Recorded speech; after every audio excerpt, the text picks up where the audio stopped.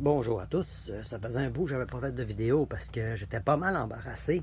Essayer de rentrer un appartement d'une mini-maison, c'est pas facile. Puis là, c'était encore très plein, mais c'était comme 1000 fois pire que ça avant que je fasse ma vidéo.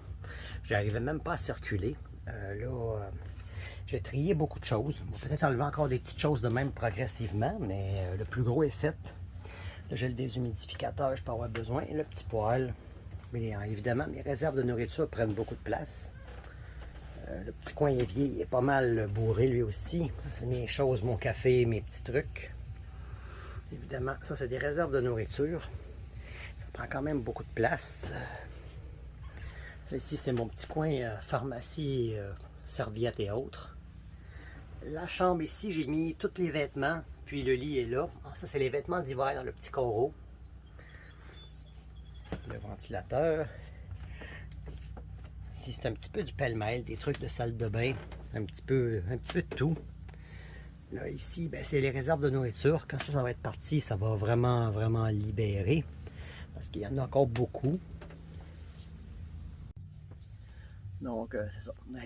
C'est une petite tournée. C'est pas trop long de faire la tournée d'une mini-maison.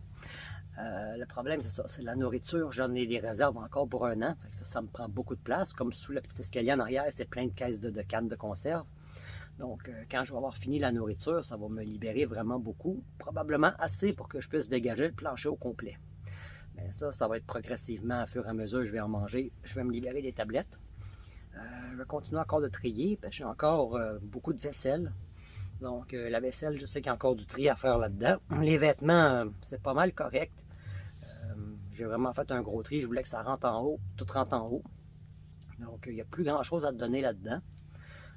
Fait que le restant, ça va être progressivement. À un moment donné, je vais me rendre compte qu'il y a des choses que je ne me sers pas, que je vais éliminer au fur et à mesure. Mais comme je disais, je dirais au moins le quart de ce que je possède, c'est de la nourriture. Ça va vraiment débarrasser au fur et à mesure, je vais en manger. Fait que c'est comme pas mal embarrassé. La douche n'est pas encore installée. Ben, la cabine est là, mais je n'ai pas encore installé la tank à eau chaude ni les tuyaux.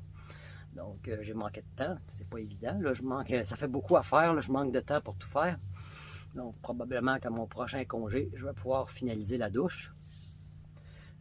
Bon, côté des encombrements, il me reste encore quelques petits trucs encore. J'ai des étagères comme en arrière. Là, ici, ils ne sont pas toutes pleines. Donc, je vais tout bien placer ça. Il va rentrer plus. Puis, en plaçant bien, je vais être capable d'encore de libérer un petit peu. Il y a des gros morceaux qui prennent de la place, comme la génératrice. J'ose pas la laisser dehors. Ben, je veux pas qu'elle disparaisse. Le déshumidificateur, ben, je vais faire une saison, une année avant, une année complète. Puis je vais voir si j'en ai besoin. Parce que comme il y a un poêle à bois, peut-être que j'aurai pas de problème d'humidité, je ne le sais pas.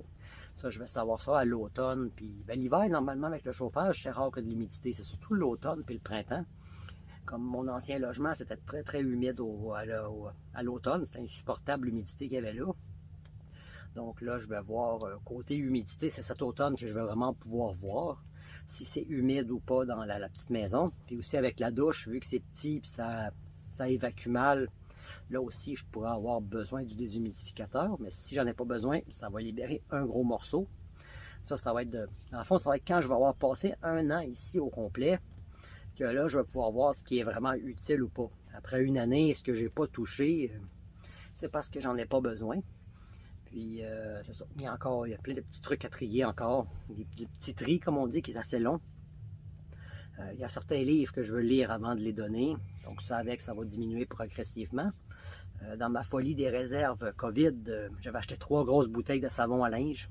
Ça aussi, je vais en acheter comme une à la fois. Ça va beaucoup me libérer.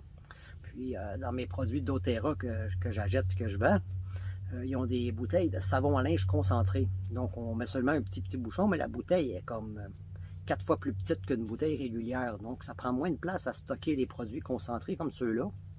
Puis, même chose pour les produits, les savons à main, puis tout, ils ont tout en concentré. Donc, le pot, il est plus petit. Ça, c'est vraiment un bon avantage d'acheter des produits comme ceux-là. Quand on manque de place, la grosseur du pot compte. Même chose pour les pots en vrac. J'achèterai plus vraiment de vrac. Je vais plutôt acheter comme bulk barn, ou ce qu'on peut acheter au poids. Peu importe la quantité qu'on achète, c'est vraiment payable au poids. Donc, j'aurai pas des gros sacs interminables, comme les fameux pois chiches. Je pense que j'en ai encore pour un an. Mais la prochaine fois, je vais acheter, comme dit qu'on peut en remplir nous-mêmes nos pots, puis ils pèsent les pots. Comme ça, je vais avoir juste la quantité que j'ai besoin, mettons, pour 3 mois. Exemple, 3 mois, je trouve que c'est quand même raisonnable, que s'il y a une crise, je ne suis pas pris au dépourvu, mais que ça ne fait pas une accumulation extrême. Donc, ça va probablement être comme ça. Je vais faire mon épicerie dans des choses en vrac où on peut choisir les quantités qu'on veut. Tu sais, comme le sac de farine, il dure longtemps en étant seul. Tandis que là-bas, tu peux acheter, mettons, l'équivalent d'une tasse ou 2 tasses de farine et non pas acheter en sac. Donc ça, c'est pratique pour ça. Donc pour l'instant, ben, c'est de passer à travers mes réserves. Dans un an, moi je dis que ça devrait avoir quand même du sens parce qu'il restera plus grand réserve. Comme le gros meuble noir qui dépasse, ben lui, je le remplacerai par quelque chose de plus petit. Puis j'ai déjà changé les meubles du salon, ben, cette étagère était trop grosse, je n'étais pas capable de la monter au complet. Donc en changeant juste ces 2 étagères-là, ça m'a libéré beaucoup d'espace dans le salon parce que c'était plein mur à mur, là. Il y avait des boîtes, j'en avais jusque dans la douche, des boîtes. J'ai quand même fait une bonne job de libération, si on peut dire. Fait que ça va être à suivre, mon évolution de ma suite de désencombrement. J'ai pas le choix encore de continuer à désencombrer. Mais plus ça va, moins il y a de trucs inutiles. Pas vraiment le choix vu que c'est petit. Puis il y a des bacs de rangement, puis des petites étagères que j'avais payées assez cher. Ça m'a fait mal au cœur de les donner, mais je le sais que c'est des choses qui sont très très difficiles à vendre. Puis comme j'ai pas de place, je voulais pas être embarrassé de ça pendant des semaines ou des mois. Donc je me suis résolu à les donner pour libérer. Disons que c'est plus pressant de libérer que quand il y a de la place. Quand on a de la place, on essaie de vendre. Puis des fois, ça prend du temps, ça vend pas bien.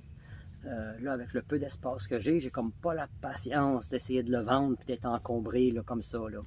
Les seules choses que je vais me permettre de peut-être gosser un peu plus, ça va être les petits morceaux qui sont chers. Comme là, j'ai mon ancien téléphone cellulaire. Lui, ça prend pas de place. Je peux me permettre d'attendre un petit peu pour réussir à le vendre. Mais les gros morceaux, il faut que ça sorte vite. Donc, c'était ma vidéo d'aujourd'hui. Ça va être à suivre.